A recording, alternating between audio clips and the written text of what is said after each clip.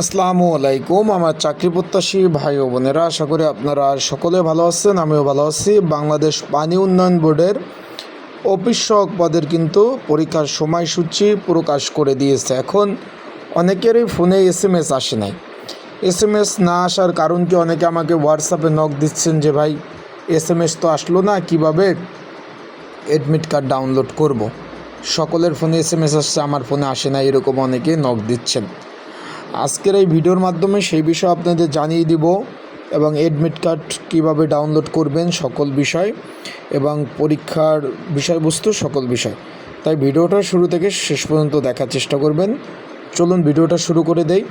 তার আগে বলে দিই, আপনারা যারা আমার ইউটিউব চ্যানেলে নতুন এবং অবশ্যই আমার ইউটিউব চ্যানেলটা সাবস্ক্রাইব করে রাখবেন এবং আপনাদের চাকরি সংক্রান্ত কোনো বিষয় জানার থাকলে অবশ্যই কিন্তু কমেন্ট করতে পারেন এবং যে কোনো বিষয় জানার ক্ষেত্রে। এখন এই যে অফিস সহক পদ 20তম গ্রেডের, এটার কিন্তু পরীক্ষার সময়সূচি প্রকাশ করে দিয়েছে অলরেডি।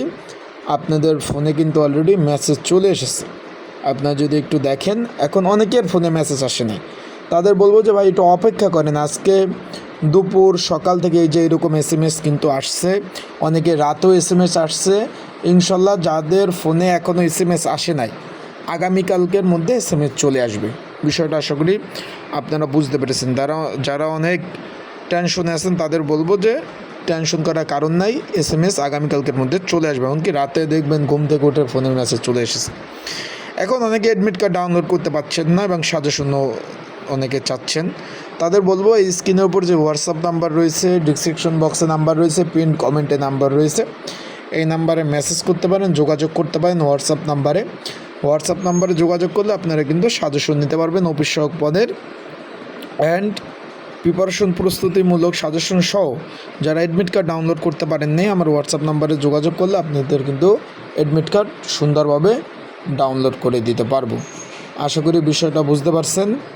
তাই সকল বিষয় আশা করি বুঝতে পারছেন। আর SMS যাদের আসে নাই, তার টেনশন করার কারণ নাই, SMS চলে আসবে। আর SMS যদি নাও থাকে, আপনার যে মোবাইল নাম্বার আর পাসওয়ার্ড আছে, ওই দুইটা দিয়ে আপনারা কিন্তু অ্যাডমিট কার্ড ডাউনলোড করতে পারবেন। বিষয়টা ক্লিয়ার? তা আশা করি বিষয়টা বুঝতে পারছেন। তাই সকলে ভালো থাকবেন এবং যে কোনো বিষয় জানতে কমেন্ট করতে পারেন।